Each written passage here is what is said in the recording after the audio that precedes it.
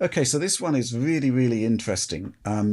Now, we've seen in the past how using the disc versions of PlayStation 4 games running on PlayStation 5, well, sometimes those earlier versions of the games that are kind of preserved in amber, Jurassic Park like, have unlocked frame rates. Run that code on a PlayStation 5, and games that were patched to have 30 FPS caps, well, you've got the original code that's unpatched. You get the full brute force power of the PlayStation 5 CPU and GPU, and you get 60 FPS gaming. So, Tom, I think you looked back in the day at a couple of games. I think The Last Guardian was an interesting one. Oh God, yeah, yeah, Yeah, which basically ran at 60 frames per second, but had some game-breaking bugs in it that stopped you yeah, completing yeah. the game. It did. So what's happening here is something quite fascinating. Now, PlayStation 4 has been hacked, exploited, and there's a guy called Illusion who basically specializes in producing mods for PlayStation 4 games. So, on his YouTube channel, there's a whole bunch of stuff happening there, like, what happens when you run Arkham Knight unlocked on PlayStation 4? What happens if you engage boost mode on PS5 and run it unlocked? There's a whole bunch of mods, even a Drive Club unlocked frame rate mod, which got perilously close to 60 FPS in some scenarios on PS4 Pro in boost mode. A lot going on there. So what's relevant to this discussion? Well, it turns out that an exploit for PlayStation 4 works or has been ported to PlayStation 5, meaning that for the first time we're able to see games that are capped to 30 FPS on PS4 running uncapped, unlocked 60 FPS on PlayStation 5. And the footage that you're seeing here playing out is one of those games, Gravity Rush, PlayStation 4 Pro version, 4K 30, well, 4K geometry, 30 frames per second. But Illusion has injected his unlocked frame rate mod on the PlayStation 5 version, on the PlayStation 4 code running on PlayStation 5, and it just runs at 60 frames per second, exactly like those disc versions that we looked at back in the day. And this is really, really exciting stuff.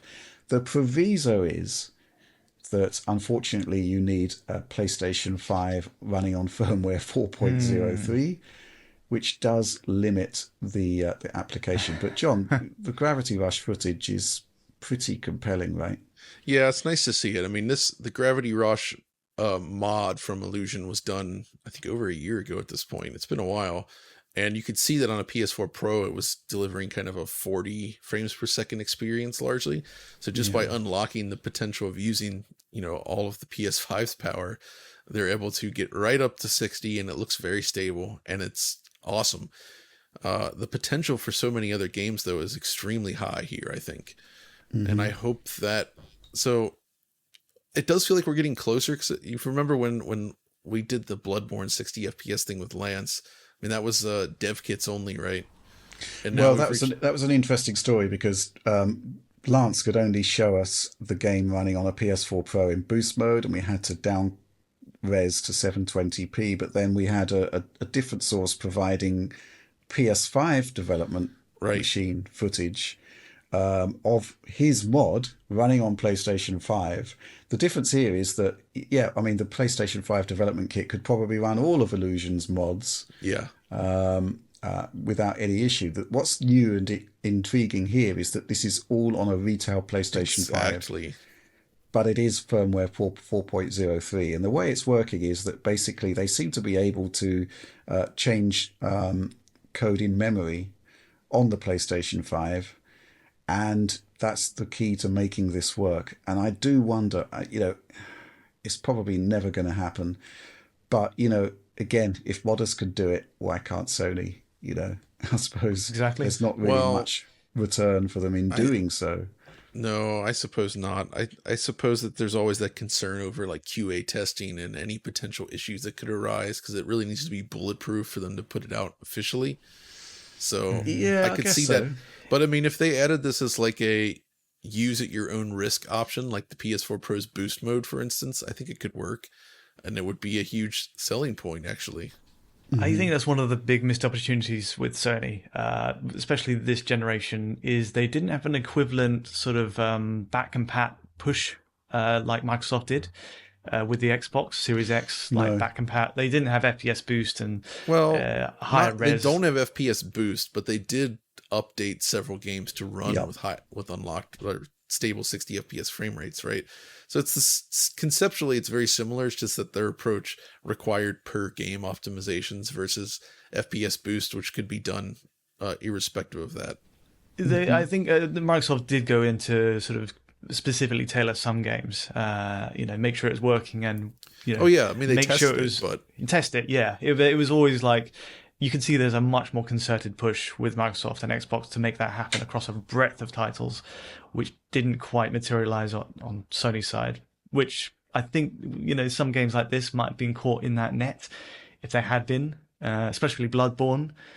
Imagine if that was on a, Xbox and that was, up for grabs on Series X as a 60 FPS experience. That's an interesting point there. I think there's issues with the official side of things because the developers need to make new patches that basically identify that the game is running on PlayStation 5 and then unlock the frame rate essentially and let the brute force horsepower take over. And the only way they can do that is to use SDKs for PlayStation that have been superseded by newer ones. So they either remount the project on the new SDK, which is not an insignificant procedure, or in the case of one of the patches we're aware of, they actually had an old dev kit in storage that was actually using the old SDK. That was the only reason that patch happened too, because they just happened to have that thing, and it's like, oh, we have this here. Let's do that. But this is an entirely different procedure. Exactly. I mean, the thing with FPS boost is quite interesting because it was happening at the DirectX level. So Microsoft could go in at the lower level and basically make this happen. But an interesting point you raised there, Tom, was about working with the developer, which they did do for Dark Souls 3, I believe. FPS boost on Dark Souls 3 was a collaboration with From Software to make it happen. So it was FPS boost, but not the usual kind of low level. They actually had to go into the code to make that happen. That one's interesting because Dark Souls 3 had a PS4 Pro patch, so it was just 60 FPS on PS5, right? But Xbox One X came out a year later, and they never patched it. So they actually, it was always capped at 30 until that. Yeah, I mean, it's going to be interesting to see where this sort of path of exploiting the PlayStation 5 retail console goes, because I'm led to understand that this ability to patch the memory is something that works on PlayStation 5 games as well as PlayStation 4. So we could well be seeing patches from Illusion to run on these older consoles that actually allows for unlocked frame rates. So, it'd be interesting to see, for example, Demon Souls, how fast does it run fully unlocked? A whole bunch of interesting stuff there. So this is one of those situations where, we don't have those consoles, those older firmware consoles anymore. They're very, very rare. You can buy them on eBay, but you're looking at like $1,000, £1,000. We looked this up, didn't we? How old do you have to go back? How far back do you have to go? 2021. Oh gosh. Okay. Yes. So that also limits what PS5 games could potentially actually be patched or hacked, because games requiring an older firmware probably won't run on those consoles.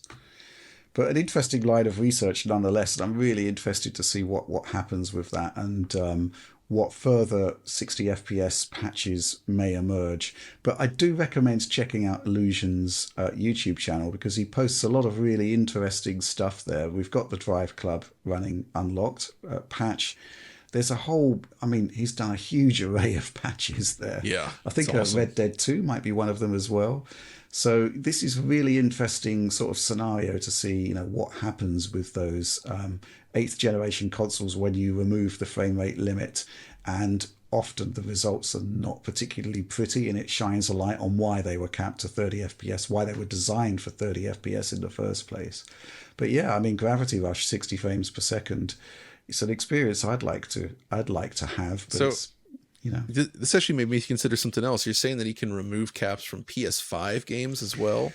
Well, potentially, assuming that this idea actually works of being able to patch the memory on right. On so PS5 conceivably, games. Imagine a case where he's able to remove the cap and force 120 hertz output. Yeah, that would be phenomenal. In which case, the VRR could actually be effective. since it would be above the 48 frames per second sort of bottom. That would be an interesting deployment of that idea as well. I'm not sure how complex it is, but... Yeah, exactly. I don't know if it's feasible or not, but that would potentially just allow the frame rate to run over 60, and you just end up with something that's like maybe in the 80 to 90 FPS range, which would be just fine with VRR. Mm-hmm. But certainly an interesting development, and limited application, obviously, for basically 99.9% of people, but fascinating nonetheless, and we'll be keeping an eye on that.